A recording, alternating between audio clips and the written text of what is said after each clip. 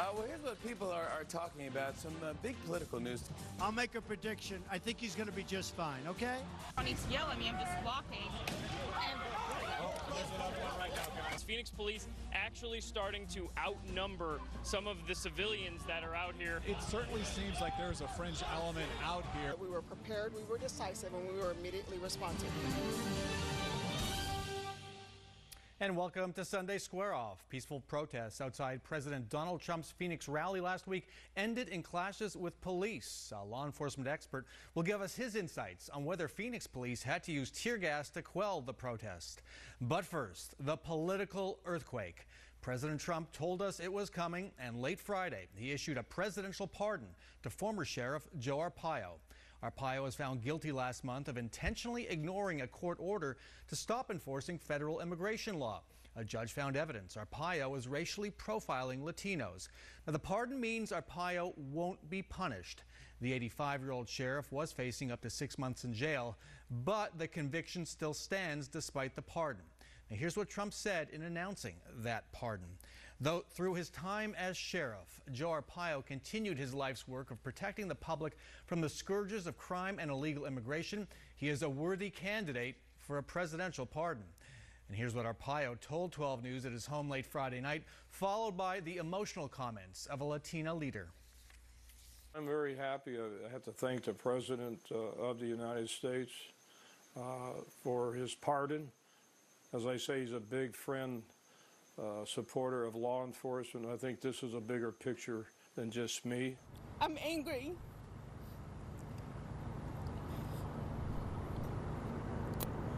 What Trump did today was pardon racism, white supremacy, and okayed the terror that Arpaio caused. And joining us this morning to discuss the pardon and the fallout, Daniel Ortega, an attorney and activist and former National Board Chairman of the National Council of La Raza, and Jon Gabriel, editor-in-chief of the conservative commentary site Ricochet.com. Welcome to you both. Danny, I'll start with you. Is President Trump's pardon the equivalent of a natural disaster? Greater than a natural disaster. Not only to the country and to the state, but in particular to the Latino community. After all he did and how he terrorized the Latino community in Maricopa County, and after having been found civilly guilty of racially profiling the Latino community in his effort to enforce immigration laws, and after having been found civilly in contempt for violating the orders that told him to stop, and then after he was convicted of intentionally violating that order, it seems to me that for him not to have paid the consequences of all of this wrongdoing was a travesty of justice. John? Yeah, it really was a travesty of justice. It's really disappointing to see this, and Trump went so far out of the normal orders for how these things are done. The DOJ usually reviews it for months, if not years. The person, the convict, is sentenced, serves out their term, apologizes fully, admits guilt. None of this happened. They usually wait till 5 years after the sentence is done. So it's very disappointing. I stand here as a conservative, and I'm very just shocked and pretty disgusted by the whole thing. And you lay out all your reasons for opposing this in a USA Today column in today's this morning's newspaper. It didn't follow the guidelines. We're learning over the weekend, the Washington Post reporting that President Trump in the spring went to Attorney General Jeff Sessions and asked him, can you just drop this thing? Right. So put this in the context of the rule of law argument we're hearing from conservatives. How does that fit in, what he did in the spring, with what you're describing about the way this pardon was done? How does that fit in with the rule of law? Well, it shows that he doesn't know much about the rule of law. He doesn't know much about his job. He's learning on the job. And of course, there's going to be hiccups, but this is the result that you see when you have someone who isn't experienced and doesn't want to go through the normal channels, doesn't want to be ethical in how he deals with things. And I think he's a perfect fit for Arpaio. Anyone who's lived for a month under Arpaio, let alone 23 years he was in office. It was one thing after another, and basically busting him on contempt of court was like hitting Al Capone for tax evasion. You know, it was just this tiny tip of the iceberg.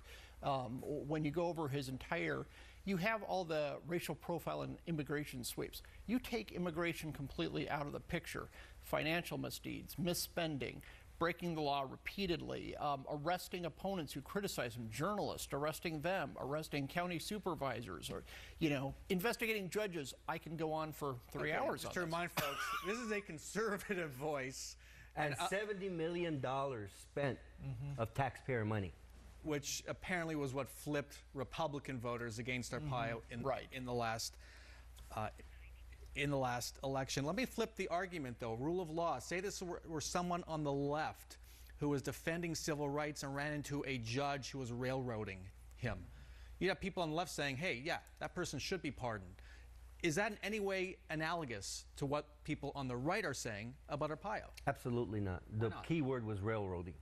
Nobody railroaded Sheriff Joe Arpaio. But many on the right believe he was railroaded by the Obama Justice Department, by, by a Judge Snow who was appointed by a Republican administration, who's known to be extremely fair, by Judge Susan Bolton, who was also extremely fair and independent. I mean, we're not talking about Democratic judges, okay? We're not talking about just a Democratic administration. And let's not forget that the voters of the county of Maricopa ousted him. So it wasn't a railroad job.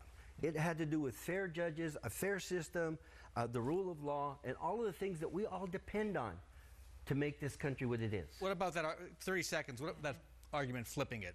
Yeah, I just don't think that the rule of law is the rule of law, whether you're liberal or conservative. And I think one problem that many conservatives, especially around the country, make is they don't know the real story. They basically, Joe Arpaio played a conservative on TV. He was not a conservative.